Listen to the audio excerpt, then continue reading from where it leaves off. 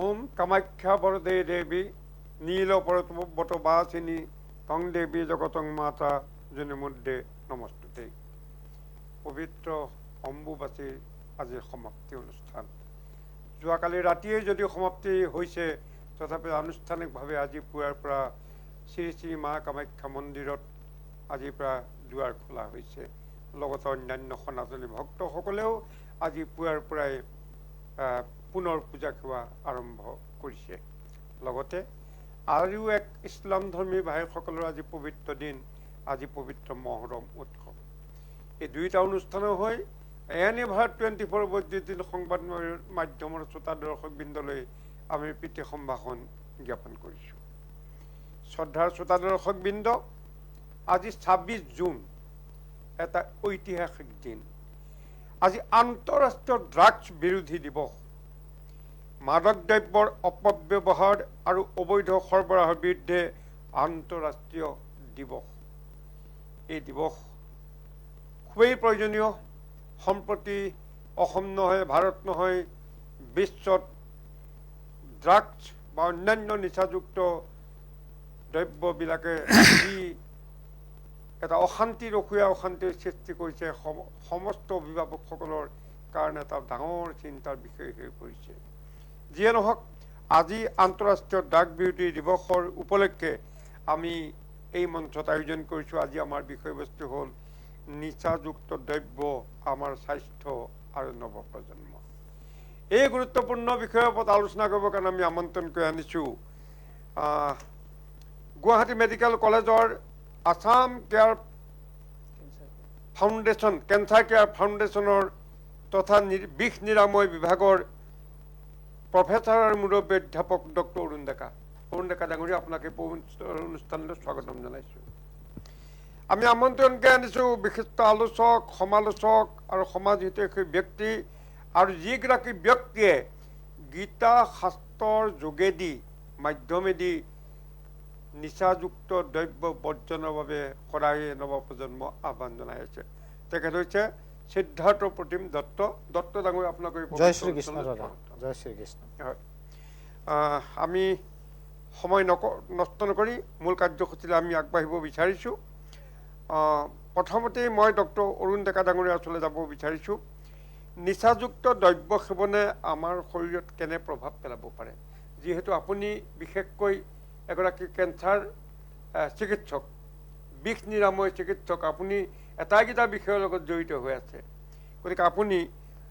নিচাযুক্ত দ্ৰব্য সেৱনে আমাৰ শৰীৰত কেনেভাৱে প্ৰভাৱ পেলাব পাৰে? ধন্যবাদ পবিত্ৰ দা। পোনপ্ৰথমে মই আপোনাক ধন্যবাদ জনাইছোঁ আজিৰ এই অনুষ্ঠানত মোক আমন্ত্ৰণ জনোৱাৰ বাবে। হয়। চ' নিচাযুক্ত দ্ৰব্য বুলি ক'লে বহুত ধৰণৰ দ্ৰব্য আহে। তাৰ ভিতৰত প্ৰথম আৰু খুব কমনলি ইউজ হোৱা ড্ৰাগটো হৈছে এলকহল, যিটো আমি অসমীয়াত মদ বুলি কওঁ। হয়। এইটো ড্ৰাগছ বুলি ক'লে বহুতে মদটো নুবুজে, কিন্তু মদ হৈছে চবতকৈ কমনলি ইউজ কৰা ড্ৰাগছ। মদ সি দেশী হওক বা বিদেশী হওক, মদ এটা important drug abuse, number 1। Number 2 ভিতৰত আমি পাওঁ কেনাবিছ, যিটো আমি মাৰিজুৱানা বুলি কওঁ, বা ভাং, গাঞ্জা, চেৰাছ, হাচিছ, এইবিলাকক আমি কেনাবিছ বুলি কওঁ। কানাবিছ চেটিভাৰ পৰা এটা ওলায়। তো তাৰে সেই গছটোৰ পৰা বিভিন্ন ধৰণৰ পাত, কিছুমান পাতৰ পৰা ওলায়, কিছুমান ফুলৰ পৰা ওলায়, কিছুমান ৰসৰ পৰা ওলায়, বিভিন্ন ধৰণৰ ড্ৰাগছ প্ৰডিউচ কৰা যায়। তাৰে পিছতে 3 নম্বৰ খুব কমন ড্ৰাগ এবিউজ হৈছে অপিয়ইডছ। অপিয়ইডছ হৈছে পপি প্লেণ্টৰ পৰা প্ৰডাকশ্যন হোৱা এটা ড্ৰাগছ। পপি প্লেণ্ট, সেইটোক আমি কওঁ পাপাভাৰ চেমনিফেৰাম, তাৰ চাইণ্টিফিক নেমটো হৈছে পাপাভাৰ চামনিফেৰাম। তো এই পাপাভাৰ চামনিফেৰামৰ পৰা বহুত ক্ষেত্ৰতে আমি মেডিকেলি ইউজড কিছুমান মেডিচিন ইউজ কৰোঁ। যেনেকৈ খুব কমনলি ইউজ হোৱা ড্ৰাগটো আমাৰ কেঞ্চাৰত ব্যৱহাৰ হয়, কেঞ্চাৰ পেইনৰ কাৰণে ব্যৱহাৰ হয়, সেইটো হৈছে মৰফিন। মৰফিনটো এনে এটা ড্ৰাগ, যিটো ড্ৰাগ কেঞ্চাৰ পেচেণ্টৰ কাৰণে লাইফলাইন বুলিও ক'ব পাৰি কিছুমান ক্ষেত্ৰত। তো মৰফিন আছে, ফেণ্টানিল আছে, কডেইন আছে, তেনেকৈ বা আমি যেনেকৈ ব্ৰাউন চুগাৰ বুলি কওঁ, ব্ৰাউন চুগাৰ বুলি কোৱা যায়, ইউজুৱেলি খুব কমনলি কোৱা যায়। এইটো ব্ৰাউন চুগাৰটো এটা আমাৰ পপি প্লেণ্টৰ পৰাই প্ৰডাকশ্যন কৰা এটা মেডিচিন, যিটো মানে মিছ ইউজ কৰা হয়। তো তাৰপিছত আৰু আমাৰ কোকেইন আছে, তেনেকৈ কিছুমান LSD আছে, কিছুমান MDMA বুলি এটা ড্ৰাগ আছে। সেই MDMA এইবিলাক খুব আমাৰ চেলিব্ৰিটিবিলাকে, ৰিচ ছ'চাইটিবিলাকত যিবিলাক লেট নাইট পাৰ্টি হয়, এই পাৰ্টিবিলাকত খুব MDMA ইউজ হয়। বা আমাৰ চিনেমা জগতৰ চেলিব্ৰিটিজবিলাকেও এইবিলাক ইউজ কৰে। তাৰে কাৰণে মাজে মাজে আমি পেপাৰে পত্ৰই পাই থাকোঁ এই ইউজ কৰাৰ ক্ষেত্ৰত। তো এইবিলাক বিভিন্ন ধৰণৰ ড্ৰাগছ আছে। এই ড্ৰাগছবিলাকৰ শৰীৰত এফেক্ট কি? শৰীৰত এফেক্ট মানে প্ৰথমতে এই ড্ৰাগছবিলাকে আমাৰ যিটো এটা প্লিজাৰ হৰমন বুলি কয়, প্লিজাৰ হৰমনটোৰ নাম হৈছে ডপামিন। ডপামিন হৈছে প্লিজাৰ হৰমন। যাৰ বডিত ডপামিন বেছিকৈ চিক্ৰেট হৈছে, তেখেতে হি উইল ফিল প্লিজাৰ, আনন্দ লাভ কৰে, ভাল লাগে, ফিল গুড ফেক্টৰ। তো এই ড্ৰাগছবিলাকে খুব মষ্ট অফ দ্য ড্ৰাগছ, বেছিভাগ ড্ৰাগে এই আমাৰ বডিত ডপামিন চিক্ৰেশ্যনটো ব্ৰেইনত বঢ়াই দিয়ে। বঢ়াই দিয়াৰ লগে লগে মানুহজনে খুব ফিল গুড ফেক্টৰে, ভাল লাগে, আনন্দ লাগে। তো এই যিটো টেষ্টটো ড্ৰাগৰ দ্বাৰা যেতিয়া ল'ব, তেতিয়া মানুহজনে বা যিবিলাক ড্ৰাগ এবিউজাৰ হয়, তেখেতসকলে বাকী ভাল লগা কামবিলাক, যেনে ধৰক স্পৰ্টছে হওক বা চিনেমা চোৱা হওক, বাকী ভাল লগা বস্তুবিলাক লাহে লাহে কাৰ্টেল কৰি এই ড্ৰাগছবিলাক সেৱন কৰিব ধৰে। এটা সময়ত গৈ পেলাই মানুহজন ডিপেণ্ডেণ্ট হৈ যায় ড্ৰাগছৰ ওপৰত। তাৰে পিছত গৈ পেলাই ডিপেণ্ডেণ্ট হৈ গৈ এটা সময়ত এৰিব নোৱাৰা হৈ যায়। এৰিলে উইথড্ৰল চিণ্ড্ৰম হৈ যায়, উইথড্ৰল হৈ যায়। তো হৈ এটা সময়ত তেখেত ডিপেণ্ডেণ্ট হৈ যায়, যে ড্ৰাগ ডিপেণ্ডেণ্ট হৈ গৈছে। ঠিক তেনেকৈ আমাৰ এই ডপামিনটো হৈছে আমাৰ মেইন, এইটো এটা নিউৰো ট্ৰেন্সমিটাৰ। এই নিউৰো ট্ৰেন্সমিটাৰৰ থ্ৰুদি আমাৰ শৰীৰত বিভিন্ন ধৰণৰ এফেক্টবিলাক হয়। চ' এটা সময়ত কি হয় যে আমি ছাপ'জ 1 গ্ৰাম খাইছিলোঁ মেডিচিন, তো 1 গ্ৰামত এতিয়া ফিল গুড ফেক্টৰটো নাহে, আমি 1.5 কৰিলোঁ, 2 কৰিলোঁ, এনেকৈ বঢ়াই গৈ থাকি এই বস্তুটো বাঢ়ি গৈ থাকে। তাৰপিছত এই ড্ৰাগছটোৰ যিবিলাক শৰীৰৰ বাকী অংশতো একশ্যন আছে, সেই ছাইড ইফেক্টবিলাক আৰম্ভ হ'ব ধৰে বা এৰিব নোৱাৰা হয়। তেনেকৈ এই একশ্যনবিলাক আমাৰ শৰীৰত দেখা যায়। ধন্যবাদ। আমি আকৌ কথা পাতিম। মই এতিয়া সিদ্ধাৰ্থ প্ৰতিম দত্ত ডাঙৰীয়া ওচৰলৈ আহিছোঁ। সিদ্ধাৰ্থ প্ৰতিম দত্ত ডাঙৰীয়া, আপুনি আজি বহু বছৰৰ পৰা আমি লক্ষ্য কৰিছোঁ আপুনি নিচাযুক্ত দ্ৰব্যৰ অপব্যৱহাৰৰ বিৰুদ্ধে আপুনি যথেষ্ট ব্যৱস্থা গ্ৰহণ কৰিবলৈ প্ৰচেষ্টা অব্যাহত ৰাখিছে। আপুনি বিভিন্ন সভা সমিতিত এই বিষয়টো লৈ আপুনি ভাষণো দিছে, নৱপ্ৰজন্মক কেনেকৈ ইয়াৰ পৰা মুক্ত কৰিব পাৰে তাৰ প্ৰতি দৃঢ় পৰামৰ্শ দিছে, ইত্যাদি কামত আপুনি ব্যস্ত হৈ আছে। গতিকে আজি আপোনাকো আমি এই পবিত্ৰ মজিয়াত পাই আমি অতিশয় আনন্দিত হৈছোঁ। মই এতিয়া আপোনাৰ পৰা জানিব বিচাৰিম, সম্প্ৰতি নিচাযুক্ত দ্ৰব্যৰ প্ৰতি নৱপ্ৰজন্মক বেছিকৈ আকৰ্ষণ হোৱা দেখা গৈছে, কাৰণটো কি? দাদা, প্ৰথমতে আপোনালোকৰ নিউজ চেনেলক ধন্যবাদ যাচিছোঁ যে আজি 26 June international day against drug abuse and illicit trafficking. এতিয়া সেই তাৰে কাৰণে মই এটা কথা ক'ব বিচাৰোঁ যে আমি খালি 26 জুনটো ইণ্টাৰনেশ্যনেল ডে বুলি মানো, কিন্তু আজি চবতকৈ নৱপ্ৰজন্মৰ যোনটো আমাৰ ভাৰতবৰ্ষৰ চবতকৈ ডাঙৰ সম্পত্তি হ'ল কিন্তু নৱপ্ৰজন্ম। সেইটো কিন্তু চবেই জানে যে নৱপ্ৰজন্মক গোটেই বিশ্বই ভয় কৰে যে আমাৰ নৱপ্ৰজন্মটো বহুত ষ্ট্ৰং। কিন্তু এই ষ্ট্ৰং নৱপ্ৰজন্মক যদি ড্ৰাগছ খুৱাই বা এলকহল লৈ পিনে তেওঁলোকক এডিক্ট বনাই দিয়ে, তেতিয়াহ'লে আমাক আৰু পৰমাণু বমেৰে আমাক এটেক কৰিব নালাগে, আমাৰ গোটেই প্ৰজন্ম শেষ হৈ যাব। আৰু সেইটো এটা ষড়যন্ত্ৰ, কাষৰ দেশবিলাকৰো এটা বিৰাট ডাঙৰ ষড়যন্ত্ৰ। এইটো এটা সঁচা কথা। তাৰমানে ড্ৰাগছবিলাক যিবিলাক মানে গল্ডেন ট্ৰায়েংগলৰ পৰা আহে, এইবিলাক এটা ডাঙৰ ষড়যন্ত্ৰ। সেইটো এটা, আৰু তাত কিছুমান পলিটিকেল ইছ্যুও আছে। কিন্তু কথাটো হ'ল যে আমাৰ নৱপ্ৰজন্মই চাওক, প্ৰথম কথা হ'ল যে এইটো এটা কলিযুগ। মই যিহেতু ভগৱত গীতা পঢ়োঁ, মই আপোনাৰ কাৰণে এখন ভগৱত গীতাও আনিছোঁ। যিহেতু মই ভগৱত গীতা পঢ়োঁ, তাৰমানে কি কৈছিল ভগৱান শ্ৰীকৃষ্ণই 5000 বছৰ আগতে কৈছিল যে কলিযুগৰ 90% মানুহে নেগেটিভ থিংকিঙে বেছি এট্ৰেক্ট কৰিব, 10% মানুহে কলিযুগটো ধৰি ৰাখিব। বুজিছে নাই? 10% মানুহে এই কলিযুগটো ধৰি থাকিব, নহ'লে 100% হ'লেতো কলিযুগটোৱে শেষ হৈ যাব ন, ধ্বংস হৈ যাব। চ' 10% মানুহে এই কলিযুগটো ধৰি ৰাখিব। আৰু এই 90% মানুহে, আজি আপুনি চাওক, আপুনি যেতিয়া মোবাইলটো খোলে, এইটো মোবাইল মোৰ এতিয়া বন্ধ হৈ আছে, মোবাইলটো খুলিলে আমি কি চাওঁ জানে? মোবাইলটোত চাওঁ যে কোন ছোৱালীয়ে নাচি আছে, কোন ছোৱালীয়ে বেয়া গান দি পিনে নাচি আছে, এইবিলাকে আমাৰ চকুত যায়। কিন্তু মোবাইলটোতো বহুত ভাল কামতো ইউজ কৰিব পাৰি, আমিতো নকৰোঁ। 90% মানুহেতো এইটো কৰে, 10% মানুহে নকৰে। তো নৱপ্ৰজন্মই বুলি নহয়, প্ৰত্যেকটা মানুহে এট্ৰেক্ট হয় নেগেটিভ থিংকিঙত। আৰু নেগেটিভ বস্তুত যেতিয়া এট্ৰেক্ট হয়, তেতিয়া সি আজি যোনটো ছাৰে কথা ক'লে ডোপামিনটো প্লেজাৰ বিচাৰে ন ডোপামিনে একদম ৰাইট কথা কৈছে যে সবে প্লেজাৰ বিচাৰে এটা নেগেটিভ বস্তুত বেছি প্লেজাৰ এটা পজিটিভ বস্তুত প্লেজাৰ নাই কিন্তু আজি যোনটো শো কৰি আছো টক শোটো আমি আপোনাৰ লগত দাদা এইটো বা সাৰৰ লগত যে আমাৰ এইটো টক শো আজি অসমৰ সব মানুহে চাব লাগে নিয়ম মতে কিন্তু এইবিলাকনো চাই কি হ'ব মোৰ ঘৰতটো আৰু ড্ৰাগছ খোৱা মানুহ নাই তো this are the negative thing আৰু নেগেটিভ থিংয়ে আপোনাক প্লেজাৰ বেছি দিয়ে আৰু পজিটিভ থিংয়ে আপোনাক প্লেজাৰ দিব কিন্তু এইটো লং টাৰ্ম প্লেজাৰ আৰু মানুহকটো লং টাৰ্ম নালাগে শৰ্ট টাইমতে লাগে সব মানুহবিলাকক হা তো এইটো 5000 বছৰ আগতে ভগৱান শ্ৰীকৃষ্ণই অৰ্জুনক কৈছিল যে কলিযুগৰ মানুহবিলাক কেনেকুৱা হ'ব নৱপ্ৰজন্মই আজি যিটো লাইনত গৈছে যিটো এইট গৈছে আজি আমাৰ ঘৰত লৰা এটাই যদি মেডিকেল পাইছে বা ইঞ্জিনিয়াৰিং মোৰ ভতিজাই পাইছে তাৰ চিন্তাটো মাক দেউতাকৰ চিন্তাটো হ'ল যে হি কেনেকে ইঞ্জিনিয়াৰিং ভালকে পাছ কৰি আহে ভেটত পাইছে ভেলোৰ ইনষ্টিটিউট অফ টেকনলজি কেনেকে আহে কিন্তু মই কৈছো যে এইটো চিন্তা কৰ যে হি কেনেকে ভাল মানুহ হয় ভাল ডক্টৰ বা ইঞ্জিনিয়াৰ কেতিয়া হ'ব যেতিয়া হি ভাল মানুহ হ'ব আৰু ভাল মানুহ কেতিয়া হ'ব দাদা যেতিয়া ল'ৰা বা ছোৱালী এটা স্পিৰিচুৱেলি আপগ্ৰেড হ'ব আজি কোনখন স্কুল বা কলেজত মই কৈছো কোনখন স্কুল বা কলেজত এটা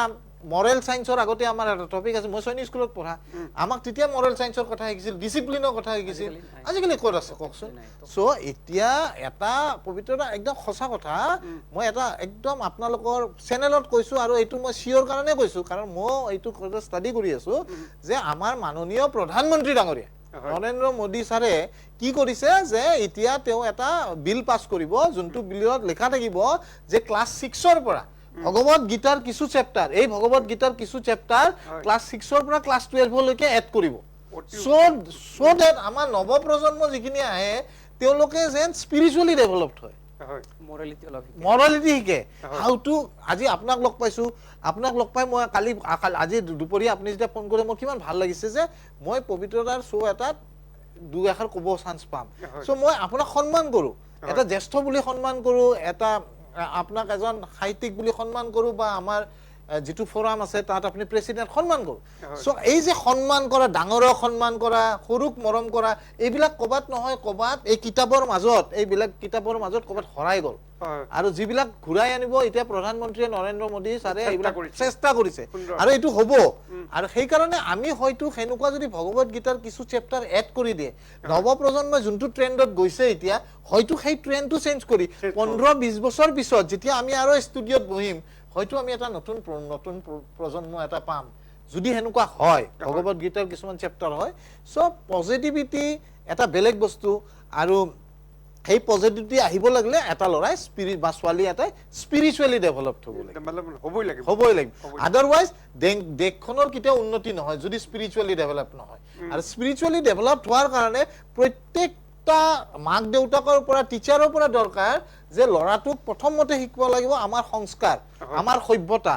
আমাৰ যোনটো সনাতনী সভ্যতা শিকোৱাটো অত্যন্ত দৰকাৰ আৰু সেই সনাতনী সভ্যতাটো যেতিয়াই লৰা ছোৱালী নতুন ইতিপূৰ্বে আমি আমাৰ সনাতনী সংস্কৃতি হলতা সংস্কাৰৰ বিষয়ে আমি বহুত আলোচনা কৰিছো একদম মজিয়া এই সংস্কাৰ যত নাথাকিব কোনো কাৰণত মানে কৃতকাৰ্যতা নহয় দাদা আপোনালোকে আজি সনাতন সভ্যতাৰ ওপৰত ডিসকাস কৰিছে হা কিন্তু আপুনি চাব যে কোনোবা লৰাই কিবা সুইসাইড কৰিল সেইবিলাকৰ টক শো পাতে যিবিলাক নেগেটিভ কোনো দৰকাৰ নাই এনকাৰেজ কৰিব নালাগে আমি ক'ব লাগে যোনটো আমাৰ প্ৰধান সমস্যা আজি অসমবাসী মানুহে জানিব লাগে যে 3 লাখ ড্ৰাগ এডিক্ট ফেমিলি আছে জানে অসমত 3 লাখ আপুনি ভাবক 3 লাখ তো 3 লাখ ড্ৰাগ এডিক্ট ফেমিলি হৈছে অসমত তে অসমটো কোনটো ষ্টেজত গৈ আছে কোনটো মানে ৰাস্তাত গৈ আছে আৰু আমি অনলি 26 জুনৰ দিনা কিছুমান ডিপাৰ্টমেন্টৰ গভৰ্ণমেন্টৰ ডিপাৰ্টমেন্টৰ 26 দিনা বিৰাট ডাঙৰ উদযাপন কৰিব কালিৰ পৰা সকলো পাহৰি যাব কিন্তু হয় সঁচা কথা 400ৰ পৰা বেছি শ্ব' কৰিলো মই ড্ৰাগ এডিকশ্যনত ভগৱত গীতা আসক্তিৰ পৰা পৰিত্ৰাণ 400তকৈ বেছি শ্ব' কৰিছো দাদা যিমান ফেচ কৰিছো মই ইমান জীৱনত মই কৈছো এই ভগৱত গীতাৰ কাৰণে মোক যিমান মোৰ কমপ্লেইন মিনিষ্ট্ৰীত দিছে পুলিচ হাজৰিকাৰ ওচৰত দিছে একদম লাইভ দিছে একদম ইপিনে ফেচবুক লাইভ হৈ আছে দিছে যে এটা মানুহে ডাইৰেক্টলি ভগৱত গীতাৰ প্ৰচাৰ কৰে আপুনি একো নকয় কিয় তেতিয়া কথাটো হ'ল কি মই আছো হিন্দুস্তানত, মই আছো ভাৰতবৰ্ষত, মই ভগৱত গীতাৰ প্ৰচাৰ নকৰি মই কিহৰ প্ৰচাৰ কৰিম? মই এজন সনাতনী বুলি নিজকে প্ৰাউড কৰো। মোৰ কাৰণে ৰাষ্ট্ৰখন প্ৰথম। মই ভগৱত গীতাৰ প্ৰচাৰ নকৰি মই বেলেগ, আৰু মইতো পাকিস্তানত নাই, মই বাংলাদেশত নাই যে মই বেলেগ গ্ৰন্থত মই এই কৰিম। চ' মই সেইকাৰণে ভাবো যে যেতিয়ালৈকে জীয়াই আছো নতুন প্ৰজন্মক মই কিবা এটা সদায় দিম। মই 5 দিন ফেচবুক লাইভ কৰো, অনলি মই বেলেগ কথাই নাপাতো। আজিলৈকে মই ফেচবুকত বেলেগ খালি মই এটাই কথা পাতো যে ভগৱত গীতা আসক্তিৰ পৰা পৰিত্ৰাণ। তুমি আসক্তিৰ পৰা কেনেকে পৰিত্ৰাণ পাবা ভগৱত গীতাৰ থ্ৰুৰে। চ' সেইটোৱে মই কৰি আছো, আৰু ইমান বছৰ ধৰি আজি 13 বছৰ ধৰি এই কামটোৱে কৰি আছো, আৰু এই কামটো মৰালৈকে কৰিম। তেতিয়াহে আমাৰ এটা নতুন প্ৰজন্ম আমাৰ গঢ় দি উঠিব। আৰু এই নতুন প্ৰজন্মৰ ক্ষেত্ৰত এটা মই কথা ক'ব খুজিছোঁ, এখেতে যিখিনি কথা কৈছে সেইখিনি কথা ধৰি নতুন প্ৰজন্ম মানে ধৰক 10ৰ পৰা 12, 13, 14 বছৰ বয়সতে মানুহৰ এই যিটো ড্ৰাগ এডিকশ্যনৰ বা ড্ৰাগছ সেৱন কৰাৰ যিটো প্ৰবৃত্তি প্ৰথম আৰম্ভ, এই টেষ্টটো সেই বয়সটোত কৰে। 10, 11, 12, 13 প্ৰথমতে কৰি চায়, আৰু সেই যে এদিন কৰি চালে তাৰ পিছতে লাহে লাহে লাহে লাহে লাহে বাঢ়ি গৈ থাকে। গতিকে সেই এজটো এখেতে কোৱাৰ দৰে খুব vulnerable age, vulnerable 10, 11, 12, 13 up to 15 মানে পিছলৈকেও থাকে, কিন্তু এইখিনি সময়ত মেক্সিমাম অত্যাধিক মৰম কৰে। তো এইখিনি সময় হৈছে চবতকৈ ভালনাৰেবল সময়। এইটো ছাৰ মই ইয়াতে এটা কথা কওঁ, পবিত্ৰ ছাৰে যোনটো কথা ক'লে পিতৃ মাতৃ আটাইতকৈ মৰম পটককৈ ভগৱত গীতাৰ এটা বস্তু আহিল, মই কৈ দিওঁ। ভগৱত গীতাত যেতিয়া পঞ্চপাণ্ডৱে ৰণখন জিকিলে কৃষ্ণক সুধিছিল যে ইয়াৰ পিছত কি যুগ আহিব, কৈছে কলি যুগ আহিব। তো 5জনকে ক'লে তহঁতে বেলেগ বেলেগ ৰাস্তাত গুচি যা। ভীমে মানে এখন জংঘলত যা। ভীমে আহি প্ৰথম বস্তুটো কি দেখিলে জানে? এটা গৰুৱে এটা পোৱালি জন্ম দিছে। আহি পিনে কৃষ্ণক ক'লে পোৱালিটো জন্ম দিছে, কিন্তু পোৱালিটোক এনেকুৱাকৈ চেলিকিছে তেজ ওলাই গৈছে। তেতিয়া ভগৱান শ্ৰীকৃষ্ণই কৈছিল মানে এই ভীমক যে কলি যুগৰ মাক দেউতাক বিলাক সেই গৰুটোৰ দৰে হ'ব, ইমান চেলিকিব নিজৰ ল'ৰা ছোৱালীক যে তেজ ওলাই দিব। আজি ড্ৰাগ এডিকশ্যনৰ এই এই ক্ষেত্ৰত এই মৰমৰ ক্ষেত্ৰত এটা নিউক্লিয়াৰ ফেমিলিটো এটা ইম্পৰ্টেণ্ট। আজিকালি বেছিভাগৰে ল'ৰা ছোৱালী এটা বা দুটা, এটাই মেক্সিমামত এটা বা কাৰোবাৰ দুটা থাকে। তো এটা ল'ৰাৰ কাৰণে তাক বেছি পেম্পাৰ্ড কৰে। ল'ৰা ছোৱালীৰ মানে মাক দেউতাকৰ মৰমটো বেছি হৈ যায়, লাগাত মৰম পোৱাৰ কাৰণে মৰম কৰে, সি আকৌ বেয়া হোৱা চান্সটো বাঢ়ি যায়, লাইনটো চেঞ্জ কৰিব আৰু কম বয়সতে ডেকা হোৱা বুলি ভাবে। বাইক লাগে, মটৰচাইকেল লাগে, মোবাইল লাগে, চিগাৰেট খাবলৈ লয়, পইচা পকেট মানি বহুত দি দিয়ে। মানুহবিলাকৰ মূল কথা প্ৰয়োজনাধিক টকা পইচা দিলেই সতি সন্তান কেতিয়াও লাইনত নাহিব, মিছ ইউটিলাইজ কৰে পকেট মানি। বহুত পাৰ্চেণ্টেজ, কোনোবা 2-এটা ধৰক 10-15% ধৰক ভাল থাকে, বাকীবিলাকে মিছ ইউটিলাইজ কৰে। মই এই চেগতে অভিভাৱকসকলক ক'ব বিচাৰোঁ, এতিয়ালৈকে যিসকলৰ আমি গুণানুকীৰ্তন শ্ৰৱণ কীৰ্তন কৰি আছোঁ, যাক অসমৰ ভাৰতৰ ডাঙৰ ডাঙৰ বিখ্যাত মানুহ বুলি আমি শ্ৰদ্ধা কৰোঁ, সেইসকলক কিন্তু অভিভাৱকে অত্যাধিক টকা পইচা দিয়া নাছিল। প্ৰচুৰ এটা পৰিৱেশৰ মাজৰ পৰা তেওঁলোক ডাঙৰ হৈছিল। অকাল, কাৰণ মানুহৰ জীৱনটো যদি উপলব্ধি কৰিব লাগে অভাৱ আৰু অনাটনটো খুবেই প্ৰয়োজন। গতিকে অত্যাধিক মৰম কৰাৰ কাৰণে মাকেও বেলেগে দিয়ে পইচা, বাপেকেও দিয়ে বেলেগে পইচা। গতিকে ল'ৰা ছোৱালীয়ে পইচা ক'ত ব্যৱহাৰ কৰিব? গতিকে ল'ৰাই হ'লে ছোৱালী, ছোৱালী হ'লে বয়ফ্ৰেণ্ড লৈ পেলাই বছ আৰামত খাই বৈ ঘূৰি মদ ভাং চিগাৰেট খাই, তেনেকুৱা কাহিনীটো আমি বহুত পাইছোঁ, শুনিছোঁ। গতিকে কি হয়, 10 টকা এটা যদি আপুনি সন্তানক দিয়ে, সেই 10 টকাৰ হিচাপ অভিভাৱক হিচাপে আপোনাৰ অতি প্ৰয়োজনীয় কথা। নহ'লে এতিয়া গৈ ভয়ংকৰ ৰূপ ল'ব পাৰে। আজি এনেকুৱা এটা পৰিৱেশৰ সৃষ্টি হৈছে যে কিমান অভিভাৱকে ঘৰত কান্দি কাটি বলি আহিছে, আপোনালোকে দেখিলে আচৰিত হৈ যাব। আপোনালোকে GMC মেডিকেল কলেজবিলাকত যাওক, নাৰ্ছিং হোমত যাওক, অভিভাৱকৰ চকুৰ যিটো ক্ৰন্দন, চকুৰ পানী দেখিলে আপোনালোকে দুখ পাই যাব। আপোনালোকৰ অন্তৰটো বুজি পাব যে কি হৈ গৈছে আমাৰ দেশ। যিয়ে নহওক আমি কথা পাতিম। মই ডাক্তৰ চাহাবৰ ওচৰলৈ যাব বিচাৰোঁ, অৰুণ ডেকা। আচলতে মই এবাৰ চেন্নাইত গৈছিলোঁ। চেন্নাইত যাওঁতে চেন্নাই 2-এজন চিকিৎসকৰ লগত কিবা কথা পাতোঁতে তেওঁলোকে কৈছিল যে ভাৰতবৰ্ষৰ ভিতৰত উত্তৰ পূব, মানে বিশেষকৈ অসম আৰু আশে পাশে থকা চুবুৰীয়া ৰাজ্যকেইখনৰ মানুহৰ কেঞ্চাৰ পেচেণ্টটো বেছি। কোনোবা কয় চেন্নাই নাৰ্ছিং হোমকেইখন বোলে এপ'লো হস্পিটেল বোলে অসমৰ পেচেণ্টৰ পৰা চলি আছে বুলি কয়। মই কিমান দূৰ সঁচা নাজানো। এতিয়া কথাটো হ'ল, তাৰপিছত মই তেওঁলোকৰ লগত কথা এই কি কাৰণে হয়, তেওঁ ক'লে এইটো খাদ্যৰ কাৰণে হয়। খাদ্য মানে প্ৰথম কথাটো হ'ল আমাৰ ইয়াৰ মানুহে আগৰ মানুহবিলাকে ধপাত নিজে তৈয়াৰী কৰিছিল, ধপাত খাইছিল বহুত। তামোল পাণ খাইছিল এতিয়া শুনিছোঁ তামোল পাণেও বোলে বহুত মানুহক আমাক ক্ষতি কৰে আপুনি এগৰাকী চিকিৎসক হিচাপে কি ক'ব হয় নৰ্থ ইষ্ট মানে নৰ্থ ইষ্টক কোৱা হয় কেঞ্চাৰ হাব কেঞ্চাৰ কিয় কোৱা হয় ইণ্ডিয়াৰ কেঞ্চাৰ হাব বুলি ক'লে নৰ্থ ইষ্টক বুজি পায় তো নৰ্থ ইষ্টৰ কেঞ্চাৰ হাব বুলি কোৱা হয় যদিও মেইনলি আমাৰ মুখৰ কেঞ্চাৰখিনি অৰেল কেভিটিখিনিহে আমাৰ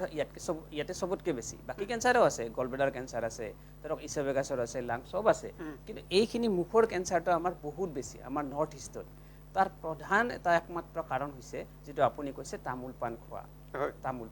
তামোল পাণ আছে প্লাছ এই ধপাত জাতীয় বস্তু তো আমিতো সৰুতে দেখিছিলোঁ আমাৰ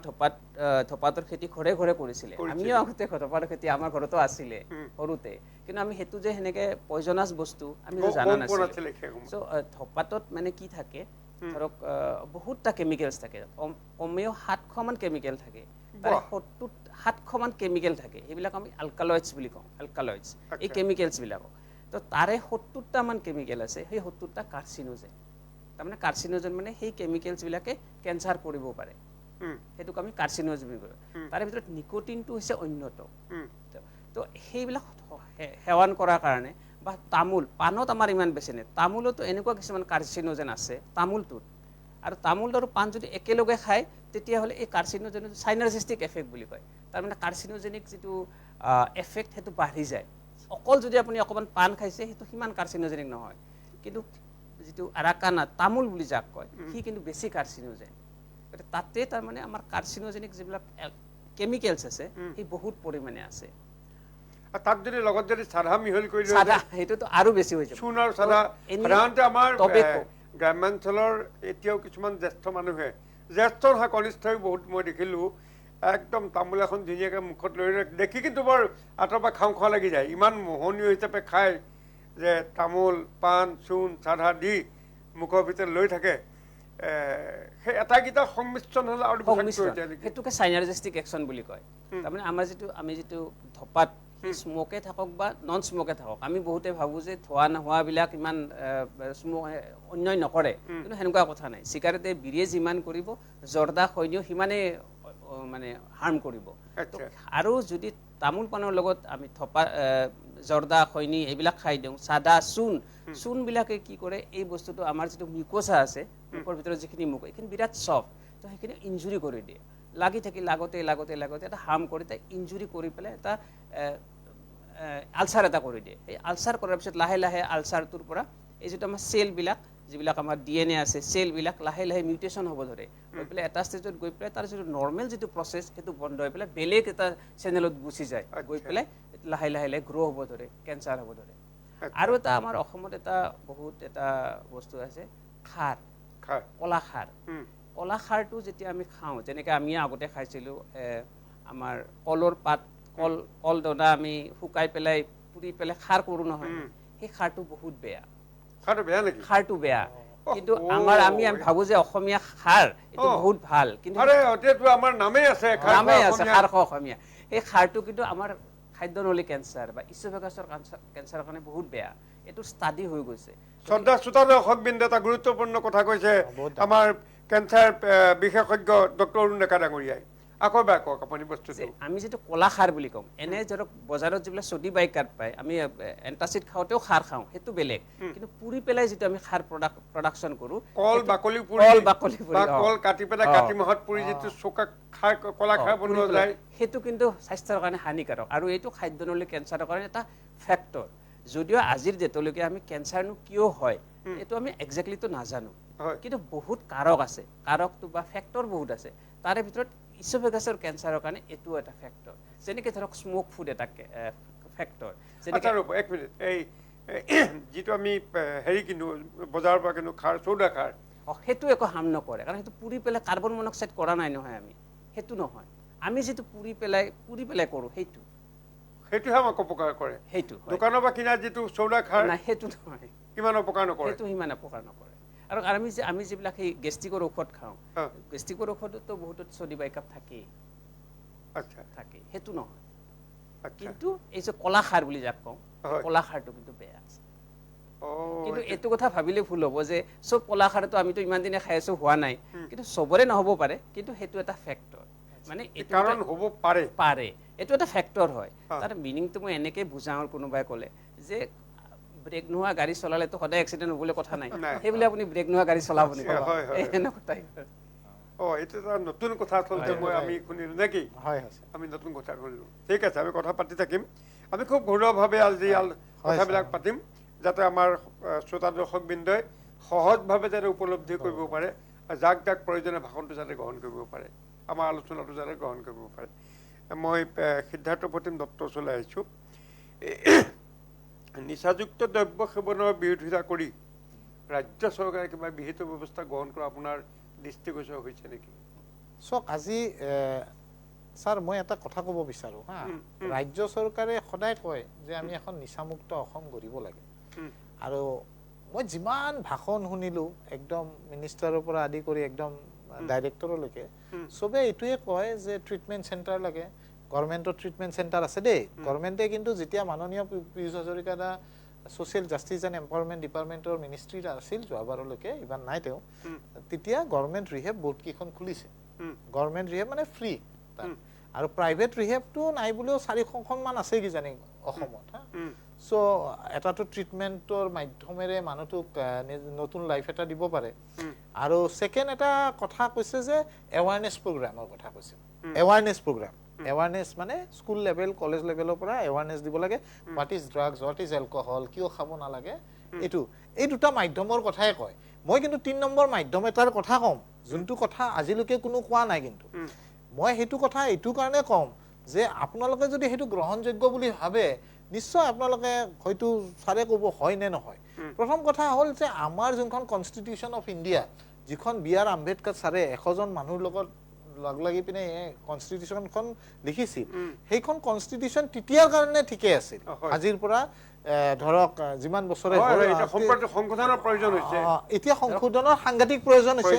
কাৰণ আজি যোনটো NDPS এক্ট আছে ড্ৰাগ এডিকশ্যনৰ যোনটো এক্ট যিবিলাক ড্ৰাগছ পেডলাৰ ধৰে NDPS এক্টখন বিৰাটে দুৰ্বল ড্ৰাগ এডিক্টটো কি ভাবে জানে মই নিজেও খাম বিক্ৰীও কৰিম মোক ধৰিলে বেল লৈ ল'ম বেল লৈ আৰু সেই বেপাৰটো কৰিম কথাটো সেইটো তো আমাৰ যিখন সংবিধানখন আছে সাংঘাতিক উইক সেই সংবিধানখনত ভগৱত গীতাত যেনেকৈ কৈছে যে change is the law of nature change is the law of nature বুলি কৈছে তাৰমানে পৰিৱৰ্তনটো আহিবই চ' আমাৰ সংবিধানখনৰো পৰিৱৰ্তন কৰাৰ সময় হৈছে আৰু সেইটো কিন্তু গভৰ্ণমেণ্টে চিৰিয়াছলি ল'ব লাগে ইণ্ডিয়ান গভৰ্ণমেণ্টে চিৰিয়াছলি ল'ব লাগে আৰু যদি সংবিধানখন চেঞ্জ নকৰে আপুনি 1000 এৱাৰনেছ প্ৰগ্ৰাম দিয়ক 1000 আপুনি ট্ৰিটমেণ্ট চেণ্টাৰ খোলক কিন্তু যেতিয়ালৈকে মানুহৰ এটা লৰ ওপৰত ভয় নাথাকিব আইনীভাৱে কঠোৰ আইন এটা বান্ধিব লাগিব তেতিয়ালৈকে নিচামুক্ত ভাৰত বা নিচামুক্ত অসম গঢ়িব নোৱাৰে এতিয়া বহুত দেশতে আছে ফৰেন কাণ্ট্ৰিত আছে কেনেকুৱাকৈ কৈছো ছিংগাপুৰতে আছিল 2000লৈকে যদি এটা মানুহৰ লগত যদি ড্ৰাগছ ধৰিছে শুট এণ্ড চাইট অৰ্ডাৰ আছিল তাৰপিছত মানৱ অধিকাৰ বা এইবিলাক আছে এইবিলাকে লাগি পিনে এতিয়া কি কৰিছে তেওঁক কোৰ্টত ট্ৰায়েল দি ফাৰ্ষ্ট ট্ৰেক কোৰ্টত ট্ৰায়েল দি তেওঁলোকক হেং কৰি দিয়ে তাৰমানে কিন্তু আজিলৈকে আপুনি আমাৰ ভাৰতবৰ্ষত কওক কেইটা ড্ৰাগ পেডলাৰৰ ফাঁচি হৈছে কওকচোন যদি পাৰে কোনোবা ক'ব কাৰণে কোনো এটা ড্ৰাগ পেডলাৰৰ ফাঁচি হৈছে নেকি আইনখন দুৰ্বল হোৱা বিৰাট দুৰ্বল ছেকেণ্ড কথা মই কওঁ নগাঁৱত মাজতে যেতিয়া আনন্দ মিশ্ৰা ছাৰ যেতিয়া নগাঁৱৰ SP আছিল তেতিয়া বহুত ড্ৰাগ এডিক্টক ধৰিছিল এইটো মানিবই লাগিব আনন্দ মিশ্ৰা ছাৰে তেতিয়া এটা আতংকৰ সৃষ্টি কৰি দিছিল নগাঁও আৰু তাৰপিছত বহুত মানুহক যেতিয়া মাননীয় মুখ্যমন্ত্ৰী ডাঙৰীয়াই কৈছে যে ড্ৰাগ পেডলাৰক যদি ভৰিটো গুলি মাৰে একো নহয় কিন্তু কিমান সংগঠনে সেই গুলি মাৰাৰ কাৰণে একদম প্ৰটেষ্ট কৰা আৰম্ভ কৰি দিলে প্ৰটেষ্ট কৰি দিয়ে তাৰমানে আমাৰ যোনখন ল আছে সাংঘাতিক দুৰ্বল আৰু এই লখন যেতিয়া দুৰ্বল থাকিব আপুনি 1000 প্ৰয়াস কৰক 1000 প্ৰচেষ্টা কৰক আপুনি মানে আপোনাৰ গ'লটো এচিভ হ'ব নোৱাৰে নহয় তো সেইকাৰণে তিনিটা পদ্ধতি আছে এটা পদ্ধতি হ'ল এৱাৰনেছ প্ৰগ্ৰাম এটা এৱাৰনেছ কৰিব লাগিব তাতে চতুৰ্থ স্তম্ভ যোনটো মিডিয়া আপোনালোকৰ যোনটো চতুৰ্থ স্তম্ভৰ এটা গুৰুত্বপূৰ্ণ দায়িত্ব যিমান নেগেটিভ দেখাই আছে আজি ৰিহেবৰ ওপৰত সিমানখিনি পজিটিভো হয় কিন্তু পজিটিভটো খুব কম দেখাই আছে নেগেটিভটো বেছি দেখাই আছে আৰু ছেকেণ্ড কথা হ'ল যে ল শুড বি এমেণ্ড নিউ ল শুড বি এনফৰ্চ আৰু নিউ ল যেতিয়া এনফৰ্চ কৰিব ড্ৰাগ এডিকশ্যনৰ ক্ষেত্ৰত মানে এইবিলাক ক্ৰাইম যেতিয়া একদম কঠোৰছে কঠোৰ শাস্তি দিব তেতিয়াহে আমাৰ ভাবো এখন নিচামুক্ত অসম নিচামুক্ত ভাৰতবৰ্ষ এখন গঢ়িব পাৰিব সেইকাৰণে গভৰ্ণমেণ্টৰ তৰফৰ পৰা কৰিব লগা কাম বহুত আছে মই ভাবো ধন্যবাদ আমি অকণমান বাণিজ্যিক বিৰতি ল'ব লাগিব শ্ৰদ্ধায়নী ভাৰত 24 বৈদ্যুতিক সংবাদ মাধ্যমৰ শ্ৰোতা দৰ্শকবৃন্দ আমি খন্তেক বাণিজ্যিক বিৰতি ল'ব লাগিব খন্তেক বাণিজ্যিক বিৰতিৰ পিছত পুনৰ ঘূৰি আহিম এই পবিত্ৰ মজিয়ালৈ ধন্যবাদ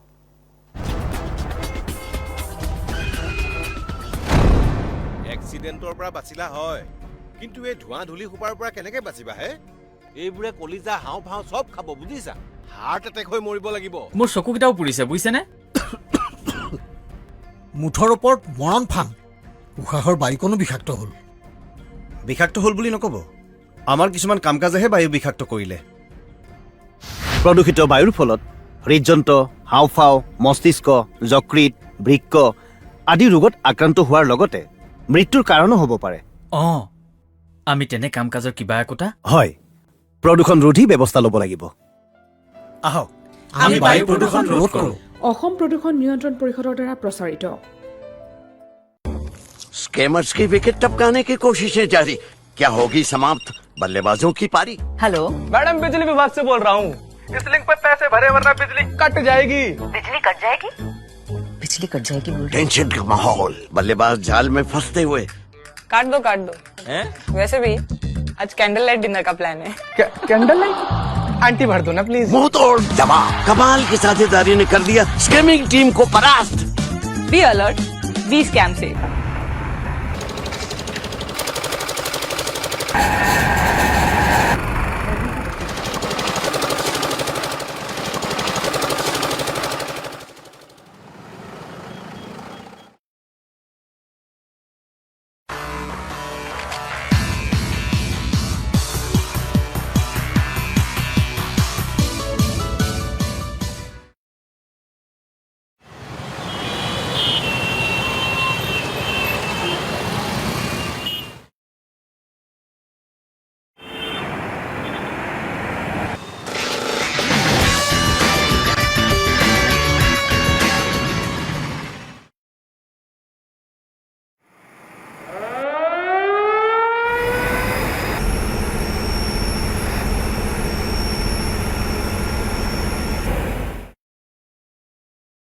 অসম প্ৰদূষণ নিয়ন্ত্ৰণ পৰিষদৰ দ্বাৰা প্ৰযোজিত আৰু প্ৰচাৰিত শৰীৰৰ যিকোনো অসুবিধাৰ সন্মুখীন হৈছে নেকি আপুনি শাৰীৰিক সমস্যাৰ প্ৰতিকাৰ কেৱল আমি দিম অভিজ্ঞ চিকিৎসকে দিব সুপৰামৰ্শ প্ৰতি সপ্তাহত থাকিব বিভিন্ন ৰোগৰ বিশেষজ্ঞ চিকিৎসক চাবলৈ নাপাহৰিব এনি ভাৰত 24ৰ বিশেষ অনুষ্ঠান স্বাস্থ্য বিশেষ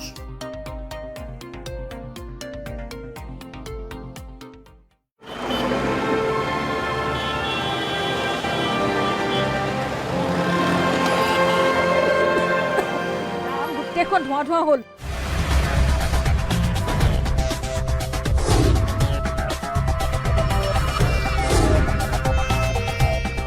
প্ৰদূষণ গাড়ী মটৰৰ বাবে প্ৰদূষণ এই প্ৰদূষণবোৰ বন্ধ কৰিব নোৱাৰি নে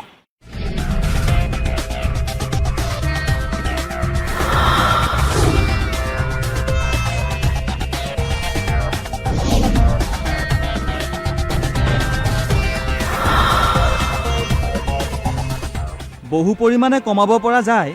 এই প্ৰদূষণে কম ক্ষতি কৰিছেনে বাৰু সেই কথা আমি নিজে নুবুজিলে কোনে বুজাব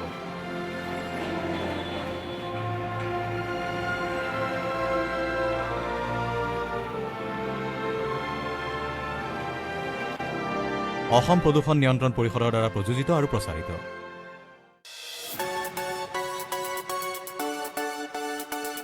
ৰঙাপাৰাবাসীৰ বাবে সুখবৰ আপুনি যদি দুচকীয়া বাহন ক্ৰয় কৰিব বিচাৰিছে তেন্তে এতিয়াৰ পৰা আৰু চিন্তাৰ কোনো প্ৰয়োজন নাই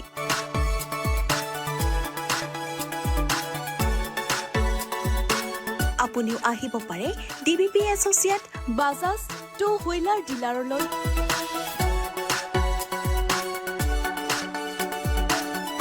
আমাৰ ঠিকনা হৈছে ৱাৰ্ড নং ৮ ঠাকুৰবাৰী ৰোড ডাকঘৰ ৰঙাপাৰা জিলা শোণিতপুৰ অসম আমাৰ যোগাযোগ নম্বৰ হৈছে 9435707133 আৰু 9707967285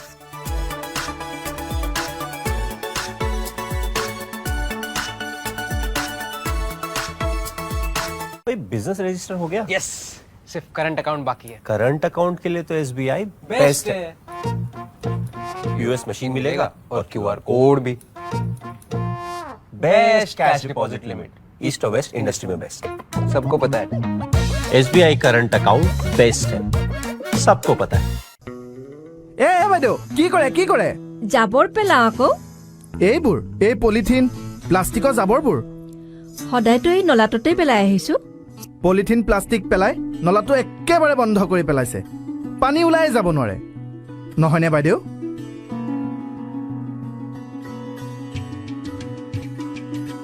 ৰ'ব বাইদেউ ৰ'ব 1 মিনিট ৰ'ব আপুনি জানেনে পলিথিন প্লাষ্টিক পানীত নগলে মাটিটো মিলি নাযায় আপোনালোকে সেইবোৰ নলাত পেলাই আৰু গুট খাই খাই নলাটো বন্ধ হৈ যায় হ'ব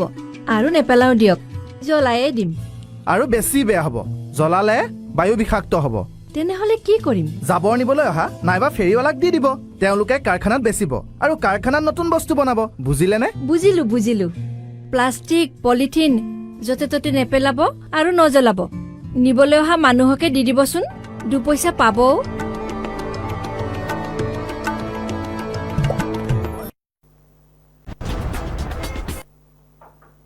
খন্তেক বাণিজ্যিক বিৰতিৰ পিছত পুনৰ ঘূৰি আছোঁ আমি পবিত্ৰ মজিয়ালৈ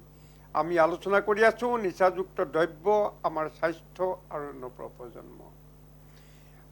ইতিমধ্যে আমি যথেষ্ট কেইটা গুৰুত্বপূৰ্ণ দিশত আমি কথা পাতিছোঁ এতিয়া প্ৰয়াত ৰাষ্ট্ৰপতি ডক্টৰ আব্দুল কালাম ডাঙৰীয়াই কৈছিল এজন মানুহৰ এই পৃথিৱীত জন্ম লোৱাৰ তেতিয়াহে সাৰ্থক হ'ব যেতিয়া তেওঁ 10জন ব্যক্তি সিগাৰেট এৰুৱাবলৈ মৰমেৰে বাধ্য কৰিব 10জোপা গছ ৰুই প্ৰতিপালন কৰি ডাঙৰ দীঘল কৰিব আৰু 10জন মানুহক মদ খোৱা এৰুৱাবলৈ সক্ষম হ'ব ডাক্তৰ অৰুণ ডেকা ডাঙৰীয়া এতিয়া প্ৰয়াত ৰাষ্ট্ৰপতি ডাঙৰীয়া মহোদয়ে এইখিনি কথা সুন্দৰ কথা কৈছে আমিও আজি মজিয়াত বহি কৈ আছোঁ যে মদ এৰিব লাগে আপুনি কৈছে মদ বিষাক্ত মদে আপোনাক ক্ষতি কৰে কিন্তু চৰকাৰে যে আপোনাৰ দুনিয়াই মদৰ দোকানৰ লাইচেন্স দি পেলাই যে এটা পৰিৱেশটো বিষাক্ত কৰি দিছে আপুনি কি ক'ব বিচাৰে একচুৱেলি প্ৰশ্নটো এনেকৈ সাপোজ মদ যদি বিষাক্ত হয় মদে যদি কেঞ্চাৰ কৰে মদে যদি চিৰ'চিছ কৰে মদৰ লাইচেন্স গভৰ্ণমেণ্টে কিয় দিছে হয় তো সেই প্ৰশ্নটোৰ আনচাৰ দিব লাগিব একচুৱেলি তো মদটো কিয় লাইচেন্স দি আছে গভৰ্ণমেণ্টে তো মদটো একচুৱেলিতো ইমান ভাল বস্তু একো নহয় ই কাৰণ এনেকুৱাকৈ নহয় যে বোলে বুজে মই 1 পেক খাইয়ে আৰু বন্ধ কৰিম এনেকুৱা কণ্ট্ৰল ধৰক ক'ৰবাত কিবা এটা পাৰ্চেণ্টেজে কৰিব বাকী পাৰ্চেণ্টেজেতো নোৱাৰে কৰিব চ' মদৰ হাৰ্মফুল এফেক্ট বহুত আছে তথাপিও লাইচেন্স দি আছে তো একচুৱেলি মেইন কাৰণটো হৈছে মদ এটা খুব ট্ৰেডিশ্যনেলি বস্তুটো চলি আহিছে বহুত হাজাৰ বছৰ ধৰি মদ চলি আছে গভৰ্ণমেণ্টে একদম ইমিডিয়েটলি বন্ধ কৰি দিবও নোৱাৰে সেইও এটা কথা কিন্তু সেইকাৰণে গভৰ্ণমেণ্টে কণ্ট্ৰল কৰে একচুৱেলি গভৰ্ণমেণ্টে কণ্ট্ৰল কৰে ধৰক কণ্ট্ৰল কৰে মানে ধৰক দামটো দিছে টেক্সেশ্যন কৰে এইবিলাক বিভিন্ন ধৰণে গভৰ্ণমেণ্টে দে ট্ৰাই টু কণ্ট্ৰল কিন্তু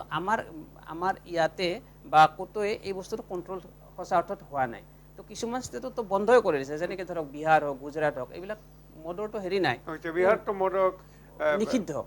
নিষিদ্ধ হ'লে এটা এডভান্টেজ মিছ ইউজটো আকৌ বেছি ক্ৰাইম মিছ ইউজ বেছিকৈ হ'ব ধৰক ইলিচিট বস্তুটো বেছিকৈ হ'ব তেতিয়া বেলেগৰ পৰা আনিব বেছি দামত আনিব তো এইবিলাকো কিছুমান গভৰ্ণমেণ্টৰ প্ৰব্লেম আছে গতিকে পূৰা বন্ধ কৰি দিয়ে এটা কথাটো হ'ল কি শুনক যদি নিচাযুক্ত দ্ৰব্যৰ কাৰণে এটা ডিপাৰ্টমেণ্ট চৰকাৰে গঠন কৰিব পাৰে এটা যদি NGO গঠন কৰিব পাৰে তেতিয়াহ'লে তেওঁলোকৰ মূল কথাটো মদৰ দোকান যদি বন্ধ কৰি দিয়ে মদৰ যদি ঠিক আছে অৰুণাচলত মদ হৈছে হওক নাগালেণ্ডত হৈছে হওক চেকগেট টাইট কৰি দিয়ক বহুত ফেমিলি তাৰমানে উদ্ধাৰ হ'ব যদি মদটো বন্ধ কৰি দিয়ে আমি দেখিছোঁ বহুত ফেমিলি ধ্বংস হৈ গৈছে অকল মদৰ কাৰণে আপুনি এজন কেঞ্চাৰ চিকিৎসক আপুনি কেঞ্চাৰ পৰিয়ালবিলাক দেখিছোঁ বহুত দেখিছোঁ কওকচোন সেইবিলাকৰ বিষয়ে দুই এটা কওক তো এটা ধৰক আজি কেইদিনমান আগতে পেচেণ্ট এটা আহিছে পেচেণ্টটোৰ মানে কি তেখেত পাণ দোকান এখন আছে বৰপেটাৰ এখন ভিতৰৰ গাঁৱত তেওঁৰ ঘৰ তেওঁ আহিছে তেওঁ খুব বাকী চব ঠিকে আছিলে তেওঁ ড্ৰিংক কৰোঁতে ইমানেই ড্ৰিংক কৰিলে এটা সময়ত তেখেতৰ লিভাৰ চিৰ'চিছ হৈছে লাহে লাহে কনভাৰ্ট কৰিলে আপোনাৰ এই কেঞ্চাৰলৈ কেঞ্চাৰ ট্ৰিটমেণ্ট কৰি তাৰপিছত চাৰিওফালে বিয়পি গ'ল পেটত পানী জমা হ'ল আল্টিমেটলি পেচেণ্টটো এক্সপায়াৰ হ'ল তেখেতৰ ঘৰত আছিল 2টা ল'ৰা ছোৱালী সৰু স্কুল গৈ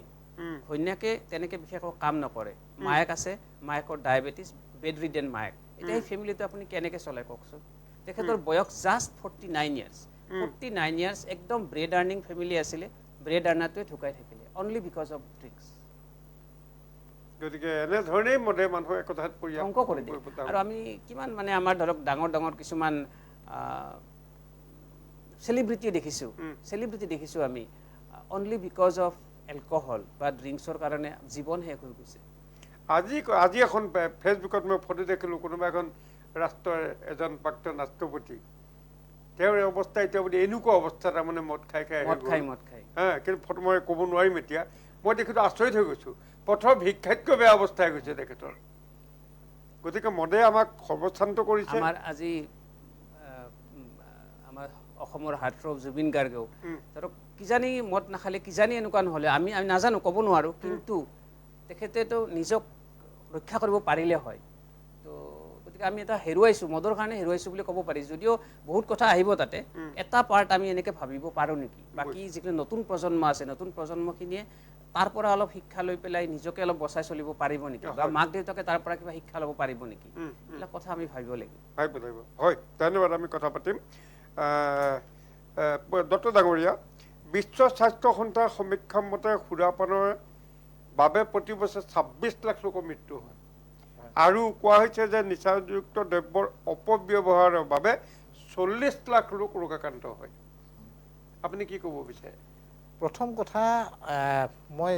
ডক্টৰ ছাৰ বহি আছে, মই এটা কথা কওঁ যে আমাৰ ভাষাত এটা কথা কয় যে ইউজ, মিছ ইউজ, এবিউজ, এই তিনিটা ৱৰ্ড আছে। এতিয়া এই গভৰ্ণমেণ্টৰ কথাটো যে বিশ্ব স্বাস্থ্য আজি যোনটো আন্তঃৰাষ্ট্ৰীয় দিৱস, সেইদিনাই ক'ম মই যে আমি এতিয়া গভৰ্ণমেণ্টে যিবিলাক মানে লাগাম লগাব লাগে, আজি বিহাৰৰে কথা কওঁ, মই ৰিচেণ্টলি বিহাৰ গৈছিলোঁ, কিন্তু বিহাৰত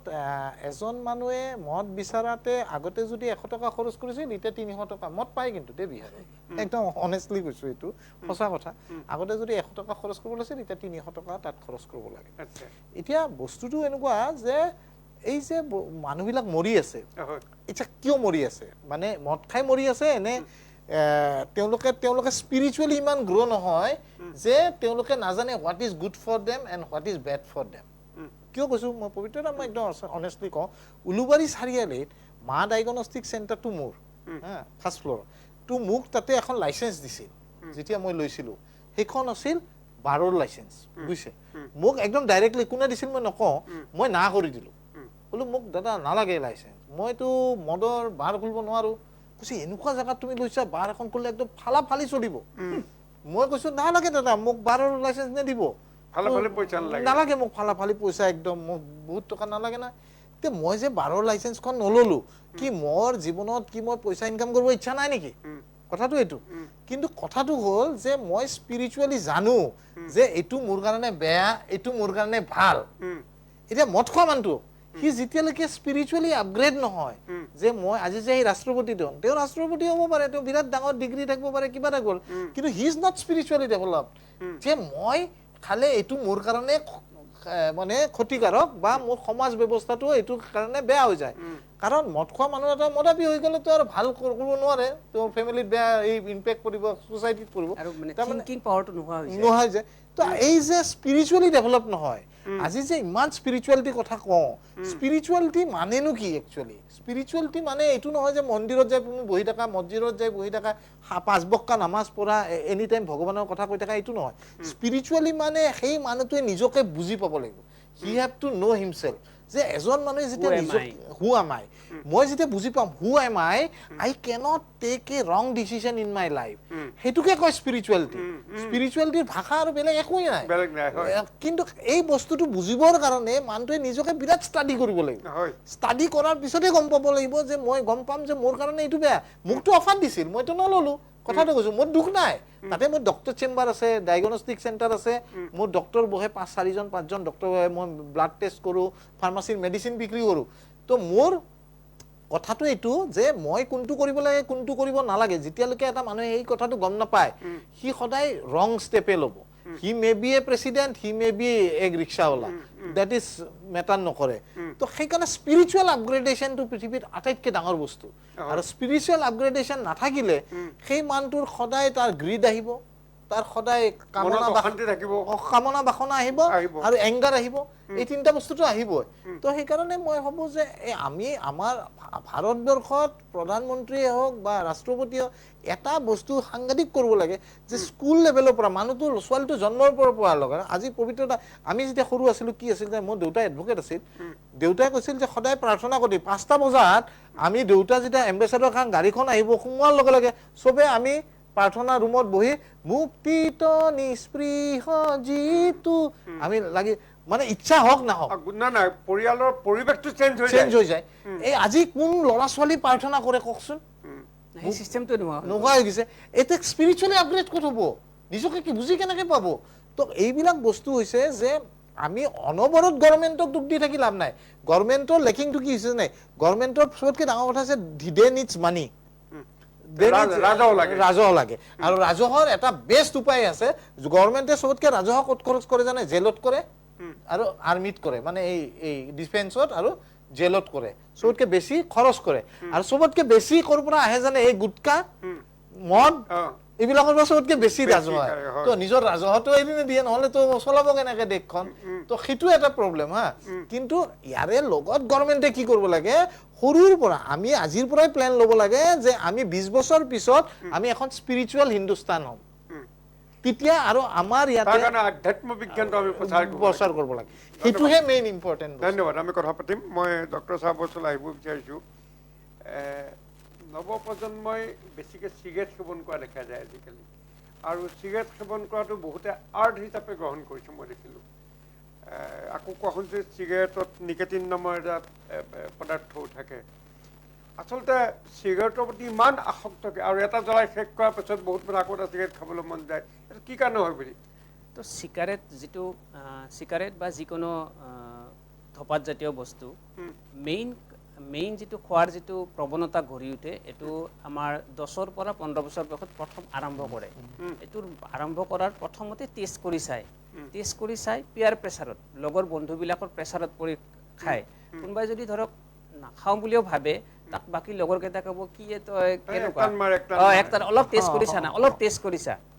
এই টেষ্ট কৰি চোৱাটো যে প্ৰথম দিনা টেষ্ট কৰি চালে সেইদিনাই তেখেতৰ মানে বেয়া দিনৰ ইতিহাসটো লিখিলে প্ৰথম চেপ্টাৰটো লিখা হৈ গ'ল আসক্তিটো আহি গ'ল সেইকাৰণে আমি ভাবোঁ যে ল'ৰা ছোৱালীক মাক দেউতাকে এইটো শিকাব লাগে যে ট্ৰাই টু চে নো ক'ব শিকিব লাগে ধৰক মই যদি ধৰক ভাবিছোঁ যে এই বস্তুটো বেয়া ধৰক মই আপোনাক দুজনৰ প্ৰেছাৰত মই বেয়া পাব মই খাই দিওঁ দে এই বস্তুটো যাতে নহয় মাক দেউতাকে শিকাব লাগে লাৰ্ণ টু চে নো ক'ব শিকিব লাগিব প্ৰথম এইটো কিন্তু লাগিব প্ৰথম তাৰপিছত আৰু বাকী এই যে সেইখিনি সময়ত ল'ৰা ছোৱালীবিলাকক মানে আইডিয়েল কৰি নাৰাখি তেখেতৰ ধৰণৰ হবি হওক ছিংগিং হওক বা গিটাৰ বজাই কিছুমানে স্পৰ্টছ কৰি ভাল পায় এই মানুহজনক ল'ৰা ছোৱালীবিলাকক আইডিয়েল কৰি বহাই থ'ব নালাগে তেখেতক কিবা নহয় কিবা কামত নিয়োগ কৰি ৰাখিব লাগে ধৰক এতিয়া ধৰক পৰীক্ষা শেষ হ'ল গৰম বন্ধ হ'ল গৰম বন্ধত মানে তাহাঁতক আইডিয়েল কৰি বহাই থোৱাতকৈ তাহাঁতৰ hobby according to the hobby কিবা এটা কৰিব দিব লাগে they should not sit idle idle হৈ থাকিলে এইবিলাকৰ প্ৰতি আসক্তি হৈ যায় আৰু 2 নম্বৰ কথা তেখেতৰ যে ফ্ৰেণ্ড আছে ল'ৰাজনৰ বা ছোৱালীজনৰ ফ্ৰেণ্ড কোন ফ্ৰেণ্ড মাক দেউতাকে সদায় খবৰ ল'ব লাগে ফ্ৰেণ্ডবিলাক কেনেকুৱা বা কাৰোবাৰ পিয়াৰ প্ৰেছাৰত পৰিছে নেকি এই খবৰটো ল'ব লাগে পুৰা এই বয়সটো যদি আমাৰ গুচি যায় পিছত আমাৰ এই প্ৰৱণতাটো খুব এটা চান্সটো কমি যায় তো তাতে যিটো আমাৰ ধপাতবিলাক সেৱন কৰে ধপাত সেৱন কৰিলে আমাৰ ব্ৰেইনৰ যিটো এক্টিভিটি এইটো চেঞ্জ হৈ যায় এই যে শিখৰ বিমল এইবিলাক যে ল'ৰাই খুব মানুহবিলাকে আজিকালিতো ল'ৰাবিলাকেতো লাজ কাজ নকৰে এইটো মহিলাইও খাই দিয়া মহিলাইও খায় ছোৱালীয়ে খায় এইটো জোকাই থকা দেখো দোকানৰ মুখত সেই খোৱাৰ পিছত তাহাঁতৰ এটা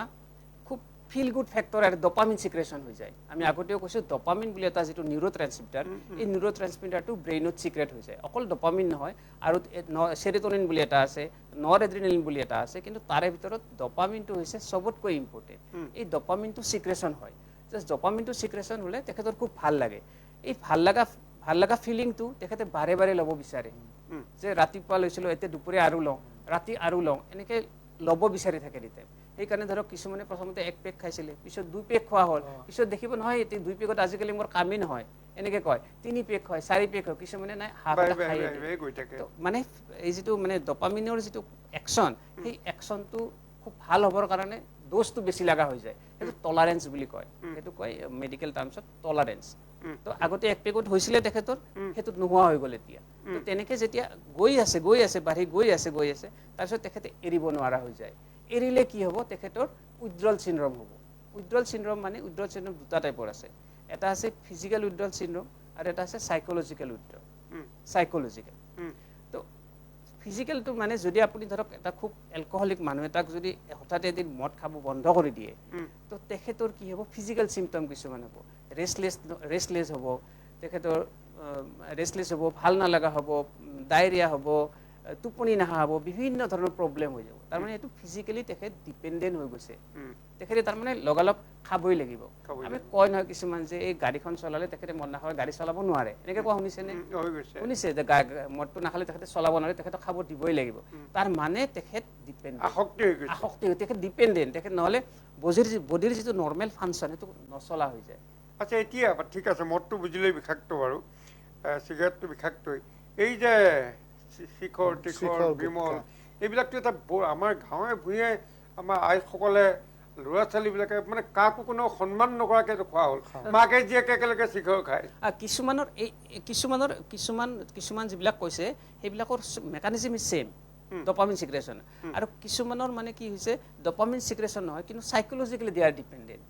এইটো খালেহে ভাল লাগে কিন্তু একচুৱেলি তেখেত নাখালেও একো নহ'লে হয় কিন্তু তেখেতৰ ক্ৰেভিং এটা হৈ গৈছে ক্ৰেভিং হৈছে যে মোৰ এইটো খালেহে মোৰ গাটো ঠিকে থাকে নাখালেও নহ'লে হয় একো নহ'লে হয় কিন্তু তেখেতৰ সাইকোলজিকেলি হি ইজ ডিপেণ্ডেণ্ট তো সেইটো কাৰণে এইটো খায় আৰু বহুতো মেক্সিমামৰ ক্ষেত্ৰত এই ফিল গুড ফেক্টৰটো আহি যায় আচ্ছা মদ খালে যিটো একশ্যন চিগাৰেট খালে যিটো একশ্যন এই শিখৰ পিখৰ এইবোৰ খালে এক একশ্যন আল্টিমেট কিন্তু ডপামিনে হ'ব কিন্তু ডপামিন চিক্ৰেশ্যন কিছুমানে ডপামিন চিক্ৰেশ্যনটো বঢ়ায় কিছুমানে ডপামিনৰ ইউটিলাইজেশ্যনটো বঢ়ায় কিছুমানে ডপামিনৰ কিছুমান ড্ৰাগে ডপামিনৰ ধৰক ধ্বংসটো বন্ধ কৰি দিয়ে কিছুমানে ৰিএক্টটো বন্ধ কৰি দিয়ে তো আল্টিমেটলি গৈ কিন্তু ডপামিনতে লাগে গৈ বস্তুটো ঠিক আছে এতিয়া আমাৰ সময় বেছি নাই আমি সামৰিব লাগিব মই আমাৰ দত্ত ডাঙৰীয়াৰ পৰা 2 এটা কথা জানিব বিচাৰিম প্ৰথম কথা আপুনি প্ৰায় 17 বছৰ ধৰি চৰকাৰী চাকৰি কৰিছিলোঁ তাৰপিছত চাকৰি আপুনি ৰিজাইন দিলে নাই মই ৰিজাইন দিয়া নাই মোক চৰকাৰী চাকৰিৰ পৰা ওলাই দিছে আচ্ছা কি কাৰণে উলিয়াই দিলে আপোনাক চাওক মই এটা কথা কওঁ মই আজি আপোনালোকৰ চেনেলত প্ৰথমবাৰ কৰি আছোঁ যে মই এজন হেল্থ ডিপাৰ্টমেণ্টত চাকৰি কৰা মানুহ আৰু মই এটা প্ৰগ্ৰাম মেনেজাৰ আছিলোঁ আজি মাননীয় মুখ্যমন্ত্ৰী ডাঙৰীয়া হেমন্ত দাৰ যেতিয়া হেল্থ মিনিষ্টাৰ আছিল প্ৰথমবাৰ দেই তেতিয়াই মোৰ সেই চাকৰিটো মই পোৱা তো মোৰ পোষ্টিং আছিল বঙাইগাঁও অভয়াপুৰী তো এবাৰ হেমন্ত দাই দিল্লীৰ পৰা বহুত প্ৰাইজ চাইজ পাইছিল আৰু এখন প্ৰাগজ্যোতিষ কলাকেন্দ্ৰত এখন মিটিং আছিল তাত মই নিজে খাই বৈ পুৰা ইনটক্সিকেটেড হয় যিটো আপোনালোকৰ মেডিকেল ৱাৰ্ডত মই যি পাই তাকে বকিছোঁ যি পাই তাকে কৈছোঁ আজিৰ মাননীয় মুখ্যমন্ত্ৰী ডাঙৰীয়া আৰু তাৰপিছত 2 দিন পিছত মোৰ তাত চেকিং গৈছে আৰু আই ৱাজ ছাছপেণ্ডেড আৰু মোৰ কটেড ৰেড হেণ্ডেডলি তাৰ পিছতহে মই ভগৱত গীতাখন পাইছোঁ তাৰমানে মোৰ আজি ঠিক হোৱাৰ বহুত কৃতিত্ব মানে সেই চাকৰিটো ছাছপেণ্ড হোৱাৰ কাৰণে হৈছে মই ভগৱত গীতাখন নাপালোঁ হয় যদি খোলাখুলি কৈছোঁ মোক কটেড ৰেড হেণ্ডেডলি উইথ দ্য ছাবষ্টেঞ্চ মই যোনটো ছাবষ্টেঞ্চ খাই আছোঁ মদ খাই আছোঁ টেবলেট খাই আছোঁ মোক মানে ৰেড হেণ্ডেডলি ধৰিছে তাৰমানে আচ্ছা তাৰপিছত ৰেড হেণ্ডেডলি ধৰাৰ পিছততো ছাছপেণ্ড কৰি দিব ছাছপেণ্ড কৰাৰ পিছত মই কেলকাতাত ট্ৰিটমেণ্ট ল'ব গৈছোঁ মই ভয়তে গৈছোঁ দেই আৰুতো মোক কোনো চাকৰি নিদিয়ে ন এবাৰ গভৰ্ণমেণ্ট চাকৰি যোৱাৰ পিছত তাৰপিছত মই কলকাতাত যাই এই ভগৱত গীতাখন পাইছোঁ যিখন আজি আপোনাক দিম ছাৰক দিম এখন তো ভগৱত গীতাৰ পাই পিনেহে তাৰপিছত এইখন ষ্টাডি সেইকাৰণে মই আজিও সেই চাকৰিটোৰ কাৰণে গ্ৰেটফুল যদি মই নগ'ল হয় ছাছপেণ্ড নহ'ল হয় মইতো ভগৱত গীতাখন নাপালোঁ আজি এইটো লাইফ নাপালোঁ হয় আজি আপোনাৰ লগত ছাৰ বহি পিনে টক শ্ব' কৰি নাথাকিলোঁ so' I am always grateful to him I am always grateful that মোৰ ছাছপেনশ্যন হৈছিল আৰু মোৰ জীৱন নৰ্মেল যদি ছাছপেণ্ড নকৰিলে কিন্তু মোৰ জীৱন গুচি গ'ল মই ক'ৰবাত মৰি মই আজি ক'ৰবাত মানে ফুল এটা আঁৰাই থাকিলোঁ হয় তো এইকাৰণে কৈছো যে মোৰ সাসপেনশন হোৱাৰ কাৰণে মোৰ চাকৰি যোৱাৰ কাৰণে মোৰ দুখ নাই মোৰ কিন্তু সুখ এইটো যে মই ভগৱত গীতাখন তাৰ মাজতে পালো আৰু সেইখনে মোক জীৱনটো আৰু নতুন জীৱন এটা পাইছে হয় এটা কথাটো হ'ল মহাত্মা গান্ধীৰ জীৱনতো গীতাখনে প্ৰভাৱ পেলাইছিল আৰু যদি যথাসময়ত মহাত্মা গান্ধীয়ে যদি গীতাখন হাতত নপৰিলেহেঁতেন তেওঁৰ জীৱনৰ হয়তো এনেধৰণে পৰিৱৰ্তন নহ'লেহেঁতেন ঠিক তেনেকৈ আপুনিও গীতা শাস্ত্ৰখনে আপোনাক পৰিৱৰ্তন আনিছে গীতা মানে হৈছে জ্ঞান নহয় জানো ভগৱন্তই শ্ৰীমুখেদি নিৰ্গত হোৱা কিছুমান কথা কৈছে অৰ্জুন যিখিনি কথা আমি মনুষ্যসকলে মানিব লাগিব নহয় জানো ভগৱত গীতাৰ মিনিংটো হৈছে ভগৱত মানে ভগৱান আৰু গীতা মানে হৈছে গান তাৰমানে সং অফ গড যদি ইংলিছত কওঁ সং অফ গড বেলেগ মিনিং একো নাই ইয়াতে সেই সং অফ গডটো ভগৱান শ্ৰীকৃষ্ণই অৰ্জুনক দিছিল আৰু সেই বাণীখিনিয়ে আমি আজি আমাৰ ইচ এণ্ড এভৰি মানুহে নিজৰ জীৱনত যদি পালন কৰো নিষ্কাম কৰ্ম কৰো তেতিয়াহ'লে আমি বিচৰা প্ৰত্যেকটা বস্তু আমি সবতকে ডাঙৰ কি জন্ম আৰু মৃত্যু এটা ৰাস্তা এইটো এটা ৰাস্তা এই ৰাস্তাত গৈ আছো আজি কোনদিনা ৰাস্তাটো শেষ হৈ যায় ঠিক নাজানো মই কোনদিনা আমি কিন্তু এই ৰাস্তাটো মই কিমান ফূৰ্তিৰে কিমান শান্তিৰে জীয়াইছো সেইটো নিৰ্ভৰ কৰিব কিমান সুন্দৰকৈ মই ভগৱত গীতাখন পালন কৰো তাৰমানে গীতাক আপুনি হৃদয়ত ল'লে আত্মাত লৈছে আৰু গীতাই আপোনাক গোটেই জীৱনটো সুকলমে পৰিচালনা হোৱাত সহায় কৰিছে যেতিয়া আপুনি চাকৰি পাৰি ওলাই আহি আপুনি ব্যৱসায়িক দিশতো যথেষ্ট কৃতকাৰ্যতা লাভ কৰিছে মই মোৰ ব্যৱসায় সদায় হেল্থ ডিপাৰ্টমেণ্টত মোৰ নিজৰ ৰিহেব চেণ্টাৰ আছে সোবৰাইটি ফাউণ্ডেশ্যন আৰু মোৰ নিজৰ আপোনাৰ ৰিহেব চেণ্টাৰবিলাকে কাম কৰিছেনে কি কৈছে মানে মানুহ ৰিহেব চেণ্টাৰবিলাক যে আছে বহুতে শুনা শুনি যে এইবিলাক ফুংফাং মই এটা কথা কওঁ অসমত যিমান 400 ৰিহব মান আছে মই এইটো মাননীয় মুখ্যমন্ত্ৰী ডাঙৰীয়াক কৈছো যে তাৰে ভিতৰত এছঅপি খন যেতিয়া আমি পিউষদাৰ লগত বনাইছিলো তাৰে এছঅপি খন 50%ও ফলো কৰা নাই আজিও কৰা নাই মই কোৱাতে ভয় নকৰো আৰু যিখিনি মানুহে এছঅপি খন ফলো কৰিছে তেওঁলোকৰ বহুত প্ৰবলেম হৈছে কাৰণ নেগেটিভ যিবিলাক মেছেজ যায় আছে সেইবিলাকত মানুহৰ মনত এনেকুৱা ভাৱ হৈছে সববিলাক এনেকুৱা কিন্তু তাত ভালো আছে ভালখিনি এনে বেয়াৰ লগত সামুৰা খাই গ'ল সামুৰ খাই গ'ল তো মই মাননীয় মুখ্যমন্ত্ৰী ডাঙৰীয়াক অনুৰোধ জনাইছো যে আপুনি নিজে এইটো ইনভেষ্টিগেট কৰক যে কোনে কোনে গভৰ্ণমেণ্ট ৰুলছবিলাক মানা নাই কাৰণ 50 to 70% ৰিহেববিলাকে গভৰ্ণমেণ্ট ৰুল নামানে তেওঁলোকে নিজৰ ইচ্ছামতে চলায় আৰু নিজৰ ইচ্ছামতে কোনো ধৰণৰ এখন লাইচেঞ্চ নোহোৱাকৈ চলাই আছে একদম ডাইৰেক্ট প্ৰকৃত চিকিৎসাটো পাই নাপায় যাৰ কাৰণে ৰিহেব চেণ্টাৰলৈ মানুহ গৈছে প্ৰকৃত চিকিৎসা কেতিয়া পাব যেতিয়া গভৰ্ণমেণ্টৰ ৰুলছ এণ্ড ৰেগুলেশ্যন আৰু এই ৰিহেব চেণ্টাৰবিলাকত চিকিৎসক থাকে নে নাই চিকিৎসক সেইটো এছঅপিত লেখা আছে এজন সাইকিয়াট্ৰিক ডক্টৰ লাগিব এজন মেডিচিনৰ ডক্টৰ লাগিব বহুত ৰিহেবটো নোহোৱাকৈ চলাই আছে ন সেইটোৱে বস্তু মানে কেইটা ৰিহেব চেণ্টাৰত কোনোবা ডক্টৰ আছে এইটো মই জানো বহুতৰে আছে যেনেকৈ ময়ে কওঁ ছাপ'জ আমাৰ সোবৰাইটি ফাউণ্ডেশ্যন নাহিদ বাইদেউ আছে নাহিদ ইছলাম GNRC সাইকিয়াট্ৰিক ডক্টৰ চ' মেডিচিনৰ ডক্টৰ আছে জাভেদ ছাৰ আছে বা JP কাকতি আছে চ' এনেকুৱা আমাৰ এটা টিম অফ ডক্টৰ কিন্তু আমাৰ যেতিয়া ডক্টৰছ আমি ৰাখিম নাৰ্ছ আমি 4জনকৈ নাৰ্ছ ৰাখিছোঁ তো এইবিলাক যে ৰাখিম খৰচা হয় না নাই পইচাটো খৰচা হয় না তো বহুতে সেইটো খৰচা কৰিব নোখোজে আৰু এইবিলাক ঘটনা হয়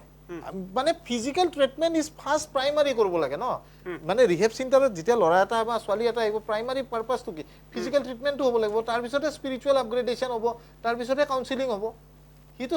তাত যদি উইড্ৰল হৈ থাকে তাকতো এই কৰিব নোৱাৰিব ন তো সেইবিলাক প্ৰাইমাৰী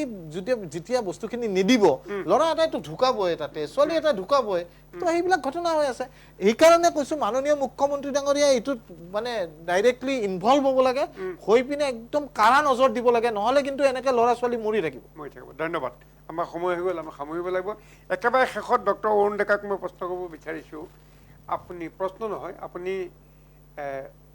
যিসকল ড্ৰাগছ এডিক্টেড বুলি কওঁ যি নিচাযুক্ত দ্ৰব্যৰ প্ৰতি যাৰ আসক্তি আছে আপুনি এগৰাকী প্ৰখ্যাত চিকিৎসক হিচাপে আপুনি সেইসকললৈ কি আহ্বান জনাব একেবাৰে শেষতো প্ৰশ্ন প্ৰথম কথা যিবিলাক নিচা সেৱন কৰি আছে আজিৰ ডেটত তেখেতসকলে মূল সুঁতিলৈ ঘূৰি আহিব লাগিব প্ৰথম কথা মূল সুঁতিলৈ ঘূৰি আহিবৰ কাৰণে খুব ইজি নহয় প্ৰথম কথা এবাৰ এইটো মানে আমি যে কওঁ যে prevention is better than cure বুলি কওঁ prevention is better than addiction ইয়াৰ ক্ষেত্ৰত ক'বলৈ prevention is better than addiction এবাৰ এডিক্ট হৈ গ'লে ঘূৰি অহা বিৰাট দিগদাৰ সেইকাৰণে মই প্ৰথম কথা কৈছোঁ ডোণ্ট টাচ ডোণ্ট গ' ডিয়াৰ সেই ৰাস্তাত খোজ নেপেলাবই প্ৰথম খোজটো নিদিবই সেইটো মই প্ৰথম কৈছোঁ দ্বিতীয়তে মই ক'ব খুজিছোঁ প্ৰথম যিবিলাকে অলৰেডি মানে হৈ আছে মানে সেৱন কৰি আছে তেখেতসকলে প্ৰথম কথা মেণ্টেলি তেখেতে ষ্ট্ৰং হ'ব লাগিব যে মই I want to come back to the main stream মই মূল সুঁতিলৈ ঘূৰি আহিব বিচাৰোঁ প্ৰথম বিচাৰিব লাগিব তেখেতে মেণ্টেলি বিচাৰিব লাগিব তাৰে পিছত বাকীখিনি আমাৰ কৰিম বাকীখিনি ধৰক যেনেকৈ আমাৰ ৰিহেব চেণ্টাৰবিলাক আছে ডক্টৰবিলাকৰ হেল্প আছে মেডিচিন বহুত আছে যে এলকহল উইথড্ৰল বা এলকহল এডিক্টেড মানুহৰ কাৰণেও মেডিচিন আছে যেনেকৈ অপিয়ইড এডিকশ্যন তাহাঁতৰ কাৰণেও মেডিচিন আছে চবৰ মেডিচিন আছে কিন্তু মেডিচিন অকল থাকিলে নহ'ব প্ৰথম কথা উইল পাৱাৰ লাগিব উইল পাৱাৰো অকলে নকৰে মেডিচিন লাগিব উইল পাৱাৰ লাগিব তাৰপিছত আমাৰ ফেমিলি ছাপৰ্ট লাগিব ফেমিলিটো পুৰা একদম ধুনীয়া ফেমিলি এটা লাগিব ফেমিলিৰ ছাপৰ্ট ফ্ৰেণ্ডৰ ছাপৰ্ট লাগিব প্লাছ এই এটা গ্ৰুপ লাগিব যেনেকৈ ধৰক ছেম মানুহবিলাক যেনেকৈ এখেত আছে এখেতৰ নিশ্চয় এটা গ্ৰুপ থাকিব তেনেকুৱা গ্ৰুপত জইন কৰিব লাগিব জইন কৰি পেলাই নিজৰ ইচ্ছা শক্তি থাকিলে এখেতসকলৰ লগত আমাৰ দত্তদাৰ লগত হেৰি কৰিলে কানেকশ্যন কৰিলে নিশ্চয় ৰাস্তা ওলাই যাব ধন্যবাদ ডক্টৰ ডাঙৰীয়া আপুনি কি ক'ব প্ৰথম কথা মই কওঁ যে one day at a time এদিনকৈ চলা এজন নিচাসক্ত মানুহে যদি এতিয়াও নিচা কৰি আছে খালি আজিৰ দিনটো নিচা নকৰিবা এনেকৈ ভাবি লোৱা যে মই আজিৰ দিনটো নিচা নকৰোঁ আমি সদায় এদিনকৈ জীয়াওঁ প্ৰেজেণ্টত জীয়াওঁ যিটো কয় যে বৰ্তমানত জীয়া আজিৰ দিনটো নিচা কৰি নকৰাকৈ যেতিয়া কালি হ'ব কালিৰ দিনে ভাবিবা যে আজি মই নিচা নকৰোঁ তো আমি এদিনকৈ নিচা নকৰি আজি মই ইমান বছৰ নিচাৰ পৰা দূৰত থাকিলোঁ মইতো একো নাখাওঁ তথাপিতো এটা হেপী লাইফ জীয়াই আছোঁ মইতো আগতে চব খাইছিলোঁ ক'ব গ'লে কিন্তু আজিতো নোখোৱাকৈ জিকাই আছোঁ আৰু মই ক'ম যে প্লিজ মই এটা অনুৰোধ কৰোঁ যে ভগৱত গীতাখন ষ্টাডি কৰা হিন্দুৱে হওক মুছলমান হওক কাৰণ Bhagavad Gita is not a religious book it's a spiritual book য'ত নেকি প্ৰত্যেকটা ধৰ্মৰ মানুহে এই গীতাখন পঢ়িব পাৰে আৰু ভগৱত গীতাৰ প্ৰথম চেপ্টাৰটো পঢ়িলে সি গোটেই চলিউশ্যন মানে বিষাদ বিয়োগটো পঢ়িলে গোটেই চলিউশ্যনটো ওলাই যাব যে কিহৰ কাৰণে মই যুদ্ধ দিব লাগে ধৰ্মৰ পৰা থাকি অধৰ্মলৈকে তো আপোনালোকে ভগৱত গীতাখন পঢ়ক ধন্যবাদ আপোনালোক দুয়োগৰাকীকে আজি আমাৰ এই অনুষ্ঠানলৈ আহি আমাক সহযোগিতা আগবঢ়োৱাৰ বাবে ধন্যবাদ কৃতজ্ঞতা জ্ঞাপন কৰিছোঁ মই আশা কৰিম আজি আমাৰ এই আলোচনাৰ পৰা যথেষ্টখিনি অতি উপকৃত হৈছে শ্ৰদ্ধায়নী ভাৰত 24 বৈদ্যুতিক সংবাদ মাধ্যমৰ শ্ৰোতা দৰ্শকবৃন্দ এটা গুৰুত্বপূৰ্ণ বিষয় লৈ আমি আজি আলোচনাত বহিছিলোঁ নিচাযুক্ত দ্ৰব্য আমাৰ স্বাস্থ্য আৰু নৱপ্ৰজন্ম আজি আন্তঃৰাষ্ট্ৰীয় ড্ৰাগছ বিৰোধী দিৱস এই দিৱসলৈ শ্ৰদ্ধা জনাই আজি এই বিশেষ বিষয় লৈ আমি আলোচনাত আৰম্ভ কৰিছিলোঁ মই আশা কৰিম আপোনালোকে এই আলোচনাৰ পৰা হয়তো উপকৃত হ'ব পুনৰ আপোনালোক সকলোলৈকে শ্ৰদ্ধা ভক্তি নিবেদন কৰি মই এনি ভাৰত 24 বৈদ্যুতিক সংবাদ মাধ্যমৰ মুখ্য উপদেষ্টা পবিত্ৰ কুমাৰ শৰ্মাই আজিলৈ বিদায় মাগিছোঁ ধন্যবাদ নমস্কাৰ শুভৰাত্ৰি